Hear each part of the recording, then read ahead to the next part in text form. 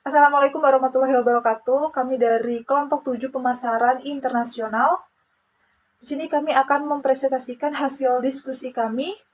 Perkenalkan terlebih dahulu anggota kelompok 7 yaitu ada Agus Haryadi, NIM 2018-334, Muhammad Hafiz Verga 2018-336, dan saya sendiri Farofa ini 2018-348 dan Siti Ilma 2018-384. Baik, selanjutnya saya akan melanjutkan penjelasan materi tentang chapter 12, yaitu saluran pemasaran global dan distribusi fisik.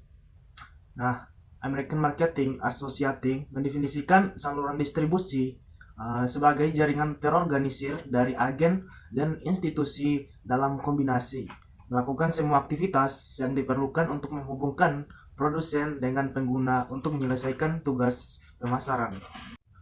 Baik, selanjutnya ada saluran distribusi, tujuan, terminologi, dan struktur, yaitu untuk menciptakan utilitas bagi pelanggan. Kategori utama dari utilitas saluran adalah utilitas tempat, yaitu ketersediaan produk untuk layanan di lokasi yang nyaman bagi pelanggan potensial. Utilitas waktu, ketersediaan produk atau layanan ketika diinginkan oleh pelanggan. Selanjutnya ada utilitas bentuk, yaitu ketersediaan produk yang diproses disiapkan dalam kondisi layak dan atau siap dipakai. Dan selanjutnya ada utilitas informasi, yaitu ketersediaan jawaban atas pertanyaan dan komunikasi umum tentang fitur dan manfaat produk yang bermanfaat. Baik, selanjutnya ada produk dan layanan konsumen. Dalam gambar 12.1 merangkum 6 alternatif struktur saluran untuk produk konsumen. Karakteristik pembeli dan produk memiliki pengaruh penting pada desain saluran. Alternatif pertama adalah memasarkan langsung ke pembeli melalui internet, yang kedua melalui email order, yang ketiga berbagai jenis door to door. Baik, selanjutnya ada produk industri. Dalam gambar 12.2 merangkum alternatif saluran pemasaran untuk perusahaan produk industri atau bisnis. Seperti halnya saluran konsumen, karakteristik produk dan pelanggan berdampak pada struktur saluran. 3 elemen dasar yang terlibat, yaitu tenaga penjualan pabrikan, distributor atau agen, dan grosir. Produsen dapat menjangkau pelanggan dengan tenaga penjualannya sendiri. Tenaga penjualan yang memanggil pedagang grosir yang menjual ke pelanggan, atau kombinasi dari dua pengaturan ini. Produsen juga dapat menjual langsung ke grosir tanpa menggunakan tenaga penjualan, dan grosir pada gilirannya dapat memasok pelanggan. Baik, selanjutnya adalah membentuk saluran dan bekerja dengan perantara saluran. Sebuah perusahaan global yang berkembang melintasi batas-batas nasional harus memanfaatkan saluran distribusi yang ada atau membangunnya sendiri. Hambatan saluran sering ditemui ketika perusahaan memasuki pasar yang kompetitif di mana merek dan hubungan pasokan sudah terjalin. Jika manajemen memilih keterlibatan langsung, perusahaan membentuk tenaga penjualannya sendiri atau mengoperasikan toko retailnya sendiri. Baik, selanjutnya ada 7 pedoman untuk membantu mencegah timbulnya masalah dalam distributor. Yang pertama ada pilih distributor. Yang kedua, carilah distributor yang mampu mengembangkan pasar. Yang ketiga, perlakukan distributor. Yang keempat, dukung masuk pasar dengan melakukan ulang manajer dan ide-ide pemasaran yang terbukti. Yang kelima, pertahankan kendali atas strategi pemasaran. Yang keenam, pastikan distributor memberi Anda data kinerja pasar dan keuangan yang terperinci. Yang terakhir adalah bangun hubungan di antara distributor nasional sedini mungkin. Sebagai contoh, pengecer global melayani fungsi distribusi yang penting. Ketika Carrefour, Tesco, dan Walmart mendirikan toko di negara berkembang, mereka memberi pelanggan akses ke lebih banyak produk dan harga lebih rendah daripada yang tersedia sebelumnya. Seperti yang telah kita catat di seluruh teks, ketika perusahaan global berekspansi ke luar negeri, mereka sering menghadapi pesaing lokal. Selanjutnya ada jenis operasi retail. Yang pertama, retail mandiri. Yang kedua ada retail waralaba. Yang ketiga adalah kelompok usaha. Dilihat dari gambar di atas, meliputi kuadran A dan D, mewakili dasar di mana pola belanja dan struktur retail serupa dengan yang ada di negara asal. Di bagian bawah matriks, kuadran B dan C mewakili pasar yang secara signifikan berbeda dari pasar negara asal dalam hal satu atau lebih karakteristik budaya. Sisi kanan matriks, kuadran A dan B mewakili pasar yang sulit dimasuki karena adanya pesaing yang kuat, pembatasan lokasi, biaya sewa, atau real estate yang terlalu tinggi, atau faktor lainnya. Pada kuadran C dan D, segala hambatan yang ada relatif mudah diatasi. 4 strategi masuk yang ditunjukkan oleh matriks adalah organik, waralaba, akuisisi, rantai, dan usaha patungan dan lisensi. Baik, selanjutnya ada distribusi fisik, rantai pasokan, dan manajemen logistik. Dalam penjelasan bab 1, pemasaran digambarkan sebagai salah satu aktivitas dalam nilai perusahaan. Distribusi dari bauran pemasaran adalah aktivitas rantai nilai yang penting. Contohnya bagaimanapun Coca-Cola, IKEA, Toyota, dan perusahaan global lainnya menciptakan nilai dengan memastikan produk mereka tersedia dimanapun, kapanpun pelanggan membutuhkan dan ingin membelinya. Sebagaimana didefinisikan dalam bab ini, distribusi fisik terdiri dari aktivitas yang terlibat dalam memindahkan barang jadi dari produsen ke pelanggan. Namun konsep rantai nilai jauh lebih luas. Rantai nilai adalah alat yang berguna untuk menilai kompetensi organisasi karena melakukan aktivitas penciptaan nilai dalam rantai pasokan yang lebih luas. Yang terakhir ini mencakup semua perusahaan yang melakukan aktivitas pendukung dengan menghasilkan barang mentah, mengubah menjadi komponen atau produk jadi. Karena industri tertentu di mana perusahaan bersaing, misalnya mobil, elektronik, konsumen, furnitur atau obat-obatan, dicirikan oleh rantai nilai. Baik, untuk slide selanjutnya ada keputusan komunikasi pemasaran global.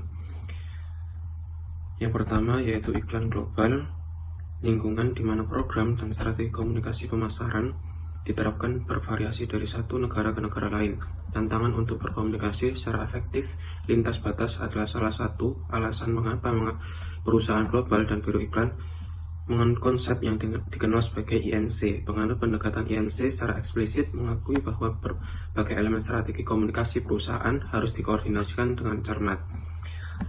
Lalu selanjutnya, periklanan adalah salah satu elemen dari program INC. Periklanan dapat didefinisikan sebagai pesan yang disponsori dan dibayar yang dikomunikasikan dengan cara non-personal. Beberapa pesan iklan dirancang untuk berkomunikasi dengan konsumen di satu negara atau area pasar. Periklanan regional atau panregional dibuat untuk audiens di beberapa pasar negara seperti Eropa atau Amerika Latin. Periklanan global dapat didefinisikan sebagai pesan yang seni, salin, tajuk utama, foto, tagline, dan elemen lainnya telah dikembangkan secara jelas untuk kesesuaiannya di seluruh dunia. Lalu selanjutnya, konten iklan global, standarisasi versus adaptasi. Pakar komunikasi umumnya setuju bahwa persyaratan keseluruhan dari komunikasi dan persuasi yang efektif adalah tetap dan tidak berbeda dari satu negara ke negara lain. Komunikasi terjadi hanya ketika makna yang dimaksud ditransfer dari sumber ke penerima. 4 kesulitan utama yang dapat membahayakan upaya organisasi untuk berkomunikasi dengan pelanggan di lokasi manapun. Yang pertama, pesan mungkin tidak sampai ke penerima yang dituju. Lalu yang kedua, pesan mungkin mencapai audiens target tetapi mungkin tidak dipahami atau bahkan mungkin disalahpahami. Lalu yang ketiga, pesan dapat mencapai audiens target dan dapat dipahami tetapi masih belum dapat memaksa penerima untuk mengambil tindakan. Lalu yang terakhir yaitu efektivitas pesan mungkin terganggu oleh kebisingan. Selanjutnya yaitu lembaga iklan, organisasi, dan merek. Periklanan adalah bisnis yang bergerak cepat dan dunia biro iklan bersifat cair dan dinamis. Badan-badan baru dibentuk, badan-badan yang ada dibongkar, dan investasi lintas batas. Spin-off, usaha patungan, dan merger dan akuisisi adalah fakta kehidupan. Industri ini juga sangat mobile dan eksekutif, serta talenta top berpindah dari satu agen ke agensi lainnya. Lalu ada memilih biro iklan. Perusahaan dapat membuat iklan internal menggunakan agensi luar atau menggabungkan kedua strategi, misalnya seperti Channel, Benetton, dan Diesel yang mengandalkan staf pemasaran dan periklanan internal untuk pekerjaan kreatif. Coca-Cola memiliki agensi sendiri, Edge Kreatif, tetapi juga menggunakan layanan agensi luar seperti Leo Burnett. Ketika satu atau lebih agensi luar digunakan, mereka dapat melayani akun produk di berbagai negara atau bahkan global. Dimungkinkan untuk memilih agen lokal di setiap pasar nasional atau agen dengan kantor domestik dan luar negeri seperti Coca-Cola, Levi Strauss, dan Polaroid juga menggunakan agensi lokal. Adapun isu-isu berikut yang harus dipertimbangkan ketika memilih biro iklan. Yang pertama yaitu organisasi perusahaan. Perusahaan yang terdesentralisasi biasanya mengizinkan manajer di anak perusahaan lokal untuk membuat keputusan pemilihan biro iklan. Lalu yang kedua, responsivitas nasional. Apakah agen global akrab dengan budaya lokal dan kebiasaan membeli di negara tertentu, atau haruskah pemilihan lokal dibuat? Lalu selanjutnya yaitu cakupan wilayah. Apakah agen kandidat mencakup semua pasar yang relevan? Lalu yang terakhir yaitu persepsi pembeli, kesadaran merek seperti apa yang ingin diproyeksikan perusahaan. Jika produk membutuhkan identifikasi lokal yang kuat, akan lebih baik untuk membeli agen nasional. Lalu selanjutnya yaitu menciptakan iklan global. Yang ide besar lebih mudah diilustrasikan daripada didefinisikan, dan lebih mudah diilustrasikan dengan apa yang bukan daripada apa adanya. Ide besar adalah jembatan antara strategi periklanan, temporal dan duniawi, dan gambar, kuat dan abadi. Teori ide besar mengasumsikan bahwa konsumen rata-rata paling bosan dan cenderung tidak rasional dalam memutuskan apa yang akan dibeli. Beberapa kampanye iklan paling berkesan di dunia telah mencapai kesuksesan karena berawal dari ide yang begitu besar, sehingga kampanye tersebut menawarkan peluang untuk eksekusi baru yang tampaknya tidak terbatas. Kampanye semacam itu dikatakan memiliki kaki karena dapat digunakan dalam jangka waktu yang lama. Ada beberapa poin di sini, ada 3 poin. Yang pertama yaitu pengarah seni dan direktur seni, lalu yang kedua copy dan copyright, lalu yang terakhir yaitu pertimbangan budaya. Pengarah seni dan direktur seni. Di sini penyajian visual sebuah iklan bahasa tubuh adalah masalah arah seni. Individu dengan tanggung jawab umum untuk keseluruhan tampilan iklan dikenal sebagai direktur seni. Orang ini memilih grafik, gambar, gaya jenis, dan elemen visual lainnya yang muncul dalam iklan. Beberapa bentuk presentasi visual dipahami secara universal. Revlon misalnya telah menggunakan produser Prancis untuk mengembangkan iklan televisi dalam bahasa Inggris dan Spanyol untuk digunakan di pasar internasional. Iklan ini difilmkan dalam pengaturan Paris, tetapi mengkonsumsikan daya tarik universal dan manfaat khusus daripada produk Revlon. Dengan memproduksi iklannya di Paris, Revlon memperoleh iklan televisi yang efektif dengan biaya yang jauh lebih rendah daripada yang akan dibayarkan iklan diproduksi di Amerika Serikat. Lalu selanjutnya yaitu copy dan copyright, yaitu kata-kata yang merupakan unsur komunikasi lisan atau tertulis dalam iklan yang dikenal sebagai istilah copy. Lalu copyright adalah spesialis bahasa yang mengembangkan headline, subjudul, dan body copy yang digunakan dalam iklan cetak, dan skrip yang berisi kata-kata yang disampaikan oleh juru bicara, aktor, dan talenta. Suara yang disewa dalam iklan siaran sebagai aturan umum. Salinan harus relatif pendek dan menghindari bahasa gaul dan idiom. Lalu selanjutnya yaitu pertimbangan budaya. Pengetahuan tentang keragaman budaya, terutama simiolis, yang terkait dengan ciri-ciri budaya sangat penting untuk membuat iklan. Manajer negara setempat dapat berbagi informasi penting seperti kapan harus berhati-hati dalam kreativitas periklanan. Penggunaan warna dan hubungan pria-wanita sering menjadi batu sandungan. Misalnya di Jepang, adegan intim antara pria dan wanita tidak enak, mereka dilarang di Arab Saudi. Terus selanjutnya ada keputusan media global. Ada 2 poin di sini, yaitu pengeluaran iklan global dan sarana media. Lalu poin yang kedua yaitu keputusan media. Pengeluaran iklan global dan sarana media yaitu setiap tahun lebih banyak uang dihabiskan untuk iklan di Amerika Serikat daripada di tempat lain di dunia. Seperti disebutkan sebelumnya, pengeluaran iklan di Amerika Serikat pada tahun 2014 mencapai 176 miliar dolar. Untuk menempatkan angka ini dalam konteksnya, pertimbangkan bahwa pengeluaran iklan di tahun 2014 di Cina, yang sekarang merupakan periklanan terbesar kedua di dunia, berjumlah sekitar 52 miliar dolar. Selain itu, seperti yang bisa diduga, pengeluaran iklan per kapita terbesar terjadi di negara-negara maju. Namun sebagian besar pertumbuhan belanja iklan saat ini sebanyak sepertiga terjadi di negara-negara BRICS. Rusia adalah pengecualian. Meskipun periklanan teratas di Rusia termasuk Protek dan Campbell, L'Oreal, PepsiCo, Nestle, dan Mars. Penurunan pendapatan minyak dan ketegangan geopolitik adalah beberapa faktor yang berkontribusi terhadap pertumbuhan pendapatan iklan yang relatif datar. Lalu poin yang kedua yaitu keputusan media. Ketersediaan televisi, surat kabar, dan bentuk lain dari media penyiaran dan cetak bervariasi di seluruh dunia. Selain itu, pola konsumsi media juga berbeda dari satu negara ke negara lain. Di banyak negara maju, misalnya surat kabar mengalami sirkulasi dan penurunan jumlah pembaca karena konsumen mencurahkan lebih banyak waktu untuk pilihan media baru seperti internet. Di India sebaliknya, media cetak menikmati kebangkitan karena format surat kabar yang didesain ulang dan suplemen yang memikat generasi pembaca buku. Lalu slide selanjutnya yaitu hubungan publik dan publikasi. Di sini ada 2 poin. Yang pertama, meningkatnya peran PR dalam komunikasi pemasaran global.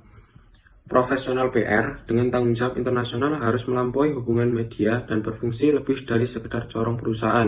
Mereka dipanggil untuk secara bersamaan membangun konsensus dan pemahaman, menciptakan kepercayaan dan harmoni, mengartikulasikan dan mempengaruhi opini publik, mengantisipasi konflik, dan menyelesaikan perselisihan. Ketika perusahaan menjadi lebih terlibat dalam pemasaran global dan globalisasi industri berlanjut, manajemen perusahaan harus mengakui nilai PR internasional. Saat ini industri menghadapi lingkungan bisnis yang menantang dengan campuran ancaman dan peluang. Banyak perusahaan PR yang mengalami penurunan pendapatan dan laba pada tahun 2009 sebagai akibat dari resesi global. Lalu poin yang kedua yaitu bagaimana praktik PR berbeda di seluruh dunia. Tradisi budaya, konteks sosial dan politik, dan lingkungan ekonomi di negara tertentu dapat mempengaruhi praktek PR. Seperti disebutkan sebelumnya dalam bab ini, media massa dan kata-kata tertulis merupakan sarana penting untuk penyebaran informasi di banyak negara industri. Akan tetapi, di negara-negara berkembang, cara terbaik untuk berkomunikasi mungkin melalui penjaga kota, alun-alun pasar, atau pengadilan kepala desa. Di Ghana, tarian lagu dan bercerita adalah saluran komunikasi yang penting. Di India, di mana setengah dari populasi tidak dapat membaca, mengeluarkan siaran pers tidak akan menjadi cara yang paling efektif untuk berkomunikasi. Di Turki, praktik PR berkembang pesat terlepas dari reputasi negara itu yang memperlakukan tahanan politik dengan kejam. Selanjutnya yaitu chapter ke-15 yaitu saluran pemasaran internasional. Nah, jika tujuan pemasaran ingin dicapai, suatu produk harus dapat diakses oleh pasar sasaran dengan harga yang terjangkau. Membawa produk ke pasar sasaran dapat menjadi proses yang mahal jika kekurangan dalam struktur distribusi tidak dapat diatasi. Menempa saluran distribusi yang agresif dan andal mungkin merupakan tugas paling kritis dan menantang yang dihadapi pemasaran internasional. Selain itu, beberapa pihak berpendapat bahwa memenuhi tantangan tersebut merupakan katalis utama bagi pembangunan ekonomi. Nah, setiap pasar memiliki jaringan distribusi dengan banyak pilihan. Dengan banyak pilihan saluran, struktur distribusinya berlapis-lapis, kompleks, tidak efisien, dan bahkan aneh dan seringkali sulit ditembus oleh pasar baru. Hanya ada sedikit perantara khusus kecuali di daerah perkotaan besar dan di lain lagi ada campuran dinamis dari sistem distribusi tradisional dan baru yang berkembang yang tersedia dalam skala global. Selanjutnya, struktur saluran distribusi. Nah, di setiap negara dan di setiap pasar perkotaan atau perdesaan, kaya atau miskin, semua produk konsumen dan industri akhirnya melalui proses distribusi. Nah, proses distribusi ini meliputi penanganan fisik dan pendistribusian barang, peralihan kepemilikan, dan yang paling penting dari sudut pandang strategi pemasaran, negosiasi jual beli antara produsen dan perantara, dan antara peracara maupun pelanggan. Sejumlah kebijakan dan masalah pemilihan saluran strategis menghadapkan manajer pemasaran internasional. Isu-isu ini sendiri tidak jauh berbeda dari yang dihadapi dalam distribusi domestik. Tetapi penyelesaian masalah berbeda karena alternatif saluran dan pola pasar yang berbeda. Setiap pasar negara memiliki struktur distribusi yang dilalui barang dari produsen ke pengguna. Dalam struktur ini terdapat berbagai perantara yang fungsi kegiatan dan layanan adatnya mencerminkan persaingan yang ada, karakteristik pasar, tradisi, dan perkembangan ekonomi. Singkatnya, perilaku anggota saluran adalah hasil interaksi antara lingkungan budaya dan proses pemasaran. Singkatnya, perilaku anggota saluran adalah hasil interaksi antara lingkungan budaya dan proses pemasaran. Struktur saluran berkisar dari infrastruktur pemasaran yang sedikit berkembang, seperti yang ditemukan di banyak pasar berkembang sehingga sistem berlapis-lapis yang sangat kompleks yang ditemukan, contohnya di Jepang. Selanjutnya yaitu struktur distribusi berorientasi impor. Saluran tradisional di negara berkembang dari ekonomi dengan ketergantungan yang kuat pada barang-barang manufaktur yang diimpor. Di pasar, penjual yang dihasilkan penetrasi pasar dan distribusi massal tidak diperlukan karena permintaan melebihi pasokan, dan dalam banyak kasus pelanggan mencari pasokan dari sejumlah perantara yang terbatas. Konfigurasi ini mempengaruhi perkembangan perantara dan fungsinya. Nah, sistem distribusi lebih bersifat lokal daripada nasional, dan hubungan antara importir dan perantara manapun di pasar sangat berbeda dari yang ditemukan dalam sistem pemasaran massal. Gagasan tentang saluran sebagai rantai perantara yang melakukan aktivitas tertentu dan masing-masing menjual unit yang lebih kecil di bawahnya sampai rantai tersebut mencapai konsumen akhir tidak umum dalam sistem berorientasi impor. Karena importir grosir secara tradisional melakukan sebagai besar fungsi pemasaran agen independen yang menyediakan periklanan, riset pemasaran, pergudangan, dan penyimpanan transportasi, penyimpanan, transportasi, pembiayaan, dan fungsi fasilitasi lainnya yang ditemukan di infrastruktur pemasaran yang maju dan matang tidak ada atau kurang berkembang. Nah, dengan demikian beberapa lembaga independen untuk mendukung pengembangan sistem distribusi yang terintegrasi penuh bandingkan situasi ini dengan filosofi distribusi konsumen massal yang berlaku di Amerika Serikat dan negara-negara distribusi lainnya. Selanjutnya yaitu struktur distribusi Jepang. Distribusi di Jepang telah lama dianggap sebagai penghalang non-tarif yang paling efektif untuk pasar Jepang.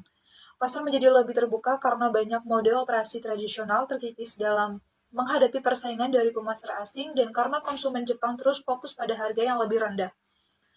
Tetapi masih berfungsi sebagai studi kasus yang sangat baik untuk pengaruh budaya yang meresap pada distribusi ekonomi seperti sistem distribusi nasional.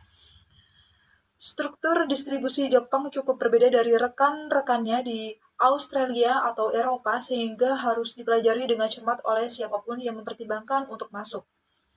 Sistem Jepang sendiri pun memiliki 4 fitur yang membedakan. Yang pertama yaitu ada struktur yang didominasi oleh banyak perantara kecil yang berurusan dengan banyak pengecer kecil. Lalu ada kontrol saluran oleh produsen.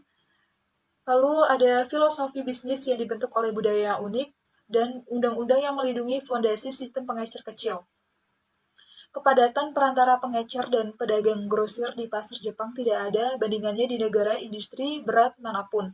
Struktur tradisional Jepang melayani konsumen yang melakukan pembelian kecil dan sering di toko-toko kecil yang berlokasi strategis. Lalu ada tren dari struktur saluran tradisional modern. Nah, saat ini beberapa negara cukup terisolasi untuk tidak mempengaruhi oleh perubahan ekonomi dan politik global.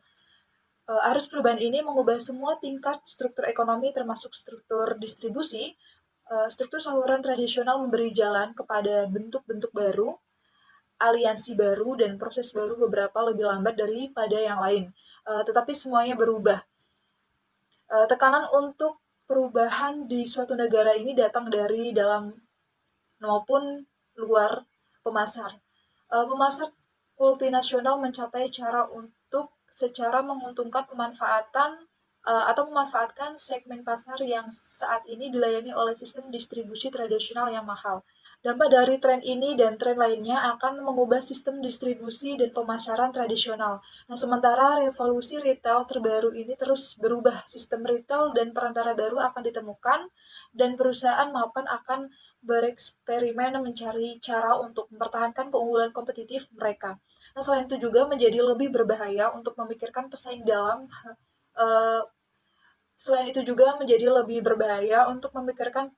dalam hal perusahaan individu dalam bisnis internasional pada umumnya dan khususnya sistem distribusi perseptif jaringan semakin dibutuhkan. Nah, artinya perusahaan ini harus dipahami dalam konteks jaringan komersial di mana mereka menjadi bagiannya. Nah, perubahan ini akan beresonansi di seluruh rantai distribusi. Sebuah konsep baru ditetapkan dan sistem menjadi stabil. Selanjutnya yaitu pola distribusi. Meskipun pola distribusi dalam keadaan berubah dan pola baru berkembang, pemasar internasional memerlukan kesadaran umum tentang basis distribusi tradisional. Nah, sistem tradisional ini tidak akan berubah dalam semalam dan sisanya akan tetap ada selama bertahun-tahun yang akan datang. Hampir setiap perusahaan internasional dipaksa oleh struktur pasar untuk menggunakan setidaknya beberapa perantara dalam pengaturan distribusi.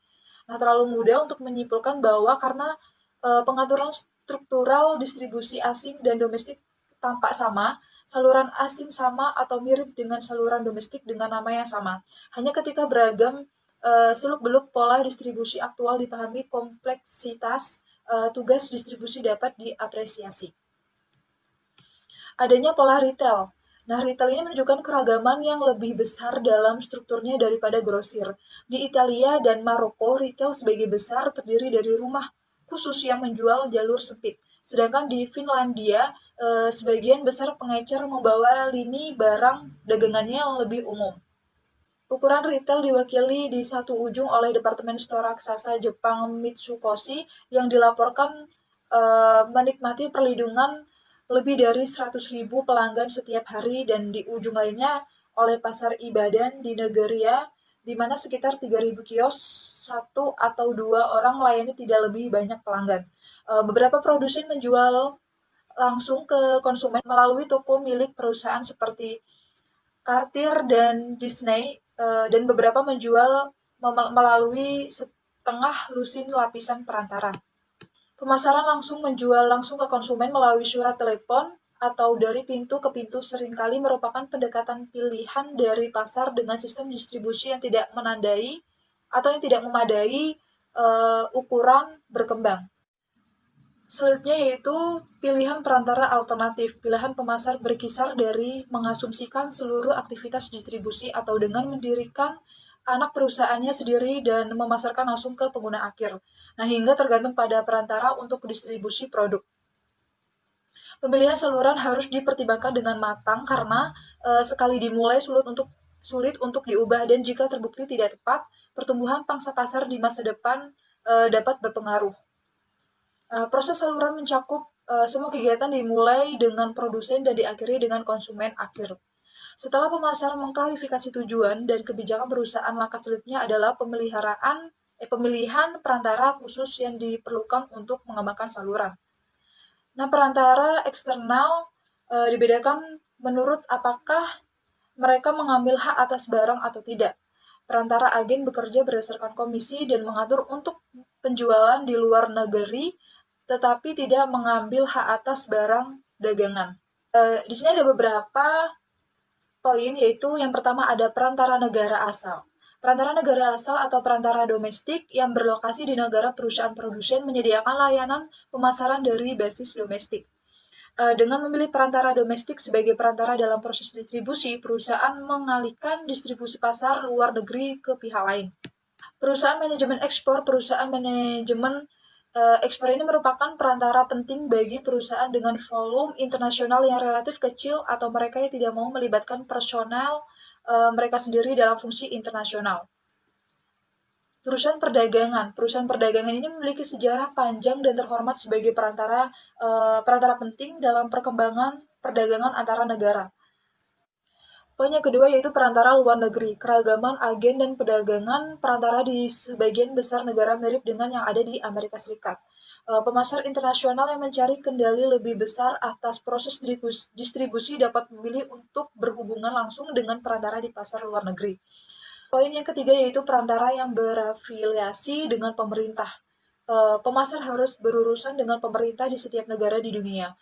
Produk, layanan, dan komoditas untuk penggunaan pemerintah sendiri selalu diperoleh melalui kantor pembelian pemerintah di tingkat federal, regional, dan lokal. Selanjutnya yaitu faktor-faktor yang mempengaruhi pilihan saluran. Pemasar internasional membutuhkan pemahaman yang jelas tentang karakteristik pasar dan harus menetapkan kebijakan operasi sebelum memulai pemilihan perantara saluran. Hal-hal yang harus diperhatikan sebelum proses seleksi yaitu yang pertama, identifikasi target pasar tertentu di dalam dan di seluruh negara. Yang kedua, tentukan tujuan pemasaran dalam hal volume pangsa pasar dan persyaratan margin keuntungan. Lalu yang ketiga, menetapkan komitmen keuangan dan personel untuk mengembangkan distribusi internasional. Yang keempat, identifikasi kontrol panjang saluran syarat penjualan dan kepemilikan saluran. Setelah titik ini ditetapkan, memilih di antara pilihan perantara alternatif untuk membentuk saluran terbaik dapat dimulai. Pemasar harus menyerahkan barangnya ke tangan konsumen dan harus memilih antara menangani semua distribusi atau menyerahkan sebagian atau seluruhnya ke berbagai perantara. Ada beberapa poin. Yang pertama ada biaya. Ada dua jenis biaya saluran. Yang pertama biaya modal atau investasi untuk mengembangkan saluran, dan yang kedua biaya pemeliharaan yang berkelanjutan. Yang terakhir ini dapat berupa pengeluaran langsung untuk pemeliharaan tenaga penjualan perusahaan atau dalam bentuk margin, markup, atau komisi dari berbagai perantara yang menangani barang. Nah, biaya pemasaran ini atau sebagai besar adalah biaya saluran harus dianggap sebagai keseluruhan perbedaan antara harga pabrik, barang, dan harga yang di akhirnya dibayar pelanggan untuk barang perdagangan. Biaya perantara termasuk pengangkutan dan penyimpanan barang, pemecahan massal, penyediaan kredit, iklan lokal, perwakilan penjualan, dan negosiasi terlepas dari anggapan lama bahwa kita dapat menghilangkan perantara tetapi kita tidak dapat menghilangkan fungsi atau biaya mereka yang kreatif, pemasaran yang efisien memungkinkan penghematan biaya saluran dalam banyak keadaan. Beberapa pemasar telah menemukan pada kenyataannya bahwa mereka dapat mengurangi biaya dengan menghilangkan perantara yang tidak efisien dan dengan demikian memperendek saluran. Lalu ada poin yang kedua yaitu persyaratan modal. Konsekuensi keuangan dari kebijakan distribusi sering diabaikan. Elemen penting adalah kebutuhan modal dan pola arus kas yang terkait dengan penggunaan jenis perantara tertentu. Investasi maksimum biayanya diperlukan ketika sebuah perusahaan membangun saluran internalnya sendiri, yaitu tenaga penjualannya sendiri. Penggunaan distributor atau dealer dapat mengurangi investasi modal, tetapi produsen seringkali harus menyediakan persediaan awal untuk konsiasi pinjaman denah lantai ataupun pengaturan lainnya. Lalu poin yang ketiga yaitu ada kontrol. Semakin terlibat perusahaan dengan distribusi, semakin banyak kontrol yang diberikannya. Tenaga penjualan perusahaan sendiri memberikan kendali paling besar, tetapi seringkali dengan biayanya yang tidak praktis. Nah, setiap jenis pengaturan saluran memberikan tingkat kontrol yang berbeda. Sebagian saluran tubuh lebih lama kemampuan untuk mengendalikan harga, volume, promosi, dan jenis outlet berkurang. Lalu yaitu ada poin konverek. Tujuan utama lainnya adalah cakupan pasar penuh untuk mendapatkan volume penjualan optimal yang dapat diperoleh di setiap pasar, mengamankan pangsa pasar yang wajar, dan mencapai penetrasi pasar yang memuaskan. Cakupan dapat dinilai berdasarkan segmen geografis, segmen pasar, ataupun keduanya. Lalu ada karakter. Sistem saluran distribusi yang dipilih harus sesuai dengan karakter perusahaan dan pasar di mana ia melakukan bisnis. Beberapa persyaratan produk yang jelas seringkali yang pertama dipertimbangkan berhubungan dengan daya tahan atau sebagai besar produk, kompleksitas penjualan, layanan penjualan yang diperlukan, dan dinilai produk. Kapten saluran harus menyadari bahwa pola saluran berubah. Mereka tidak dapat berasumsi bahwa begitu saluran telah dikembangkan agar sesuai dengan karakter perusahaan di pasar, tidak ada lagi yang dilakukan. Lalu ada kontinuitas. Saluran distribusi ini sering menimbulkan masalah umur panjang. Nah, sebagai besar perusahaan perantara agen cenderung merupakan lebih kecil. Nah, ketika satu individu pensiun atau keluar dari lini bisnis, perusahaan mungkin menemukan bahwa ia telah kehilangan distribusinya di area tersebut. Selanjutnya yaitu manajemen saluran. Nah, proses sebenarnya membangun saluran untuk distribusi internasional jarang mudah dan banyak perusahaan telah dihentikan dalam upaya mereka untuk mengembangkan pasar internasional karena ketidakmampuan mereka untuk membangun sistem saluran yang memuaskan. Nah, pembangunan jaringan ini perantara termasuk mencari perantara potensial, memilih orang-orang yang sesuai dengan kebutuhan perusahaan, dan menjalin hubungan kerja dengan mereka. Dalam pemasaran internasional, proses pembangunan saluran hampir tidak rutin. Semakin dekat perusahaan ingin menjangkau konsumen dalam kontak salurannya, semakin besar tenaga penjualan yang dibutuhkan jika perusahaan itu puas dengan menemukan importir eksklusif atau agen penjual untuk negara tertentu. Membangun saluran mungkin tidak terlalu sulit, namun jika turun ke tingkat subgrosir atau pengecer. Di sini ada poin yang pertama, menemukan perantara. Nah, pencarian calon tengkulak harus dimulai dengan kajian pasar dan penentuan kriteria penilaian tengkulak yang melayani pasar tersebut. Nah, daftar kriteria berbeda sesuai dengan jenis perantara yang digunakan dan sifat hubungan mereka dengan perusahaan. Nah, pada dasarnya, daftar tersebut dibangun di sekitar 4 bidang subjek, produktivitas atau volume, kekuatan finansial, stabilitas, dan kemampuan manajerial, serta sifat dan reputasi bisnis. Penekanan biasanya ditempatkan pada produktivitas aktual atau potensial dari perantara. Nah, masalah utama adalah menemukan informasi untuk membantu dalam pemilihan dan pemilihan perantara tertentu dan menemukan perantara yang tersedia untuk menangani barang dagangan seseorang. Lalu, poin yang kedua, memilih perantara. Menemukan calon perantara bukanlah masalah daripada menentukan siapa di antara mereka yang dapat bekerja dengan memuaskan. Volume rendah atau volume potensial rendah menghambat sebagai besar prospek, banyak yang kekurangan dana, dan beberapa tidak dapat dipercaya. Dalam banyak kasus ketika produsen tidak terkenal di luar negeri, reputasi perantara menjadi reputasi produsen, sehingga pilihan yang buruk pada saat ini dapat menghancurkan. Poin yang ketiga yaitu perantara yang memotivasi. Tingkat distribusi dan pentingnya perantara individu dari perusahaan menentukan kegiatan yang dilakukan untuk menjaga agar perantara tetap termotivasi. Di semua tingkatan motivasi, perantara jelas berkolerasi dengan volume penjualan.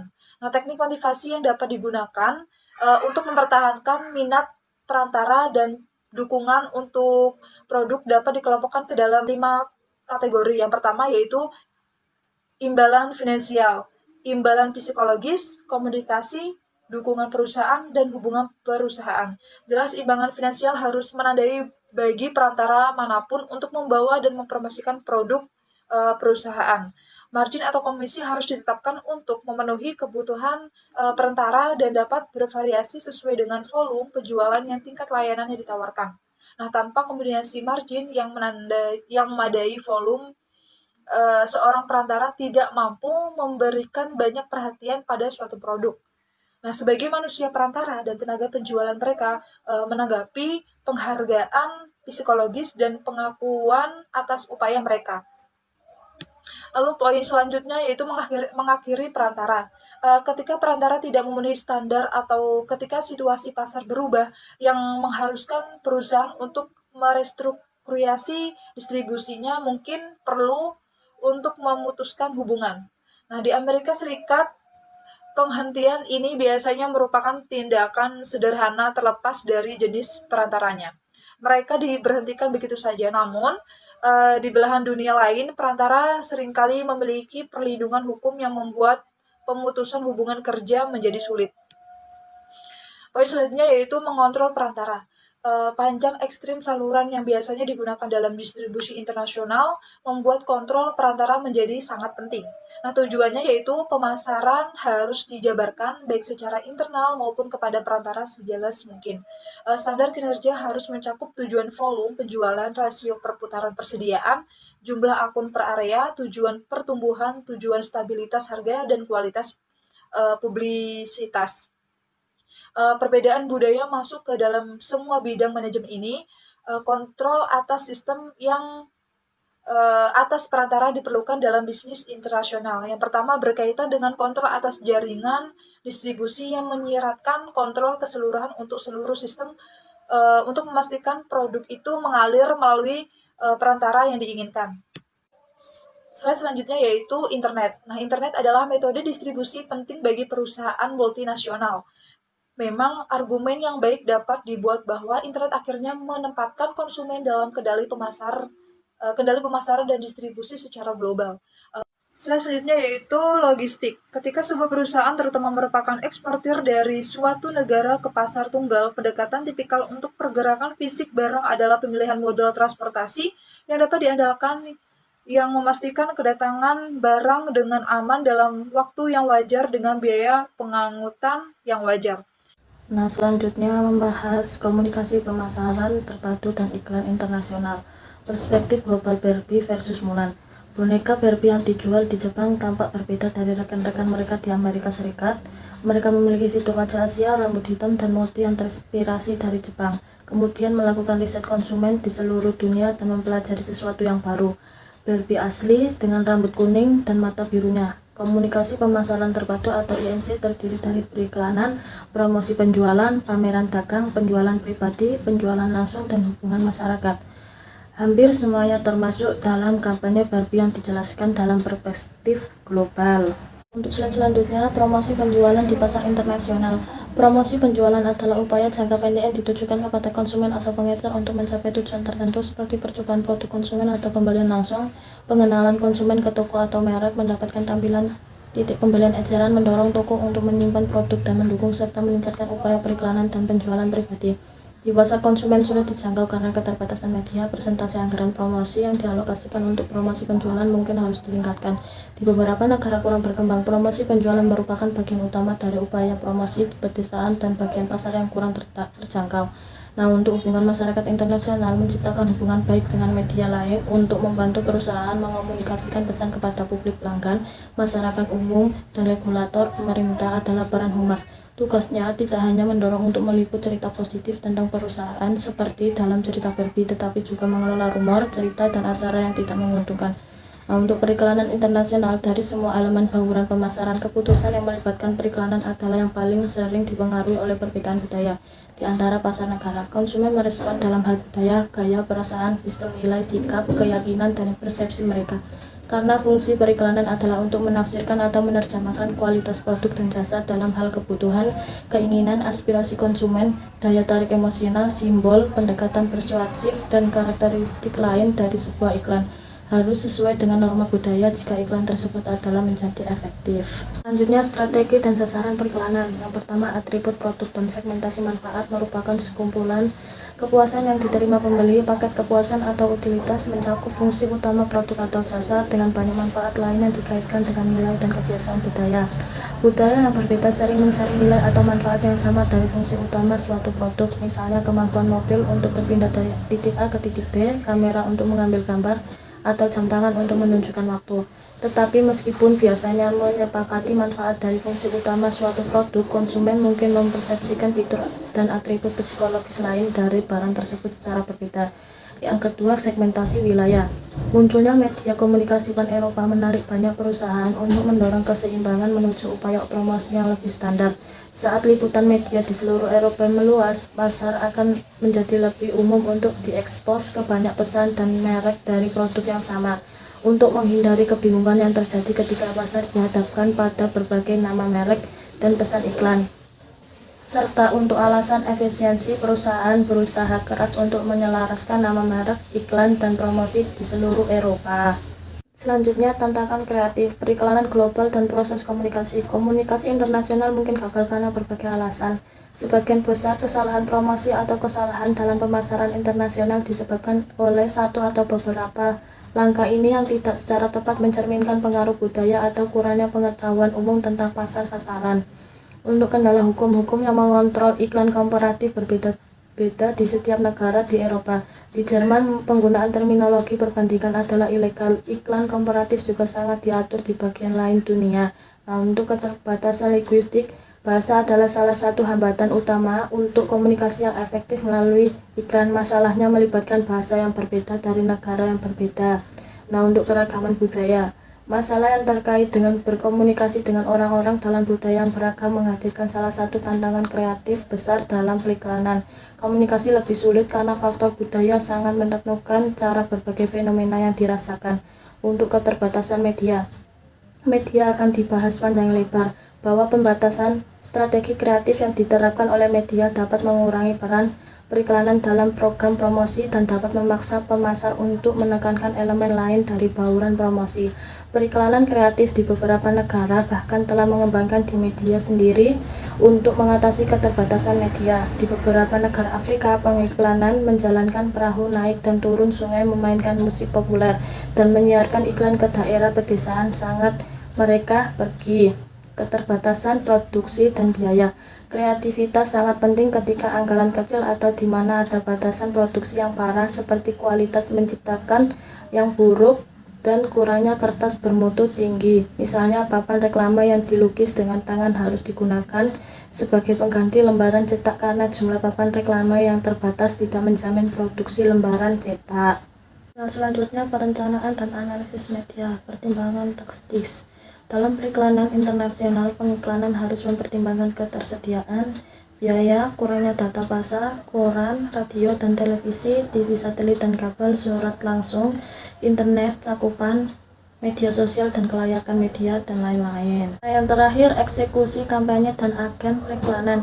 Perkembangan periklanan dua media baru ditampilkan. Yang pertama, di Rusia tidak hanya menjual ruang angkasa untuk turis antariksa dengan roket mereka juga menjual ruang iklan. Yang kedua, perusahaan minuman Jepang Suntory mempromosikan produknya dengan Monitor Man. Selama pertandingan sepak bola di National Stadium, Monitor Man memasang layar LCD menampilkan iklan Pepsi dan produk lainnya dan berjalan di sekitar stadium. Yang kedua, kontrol periklanan internasional, masalah yang lebih luas.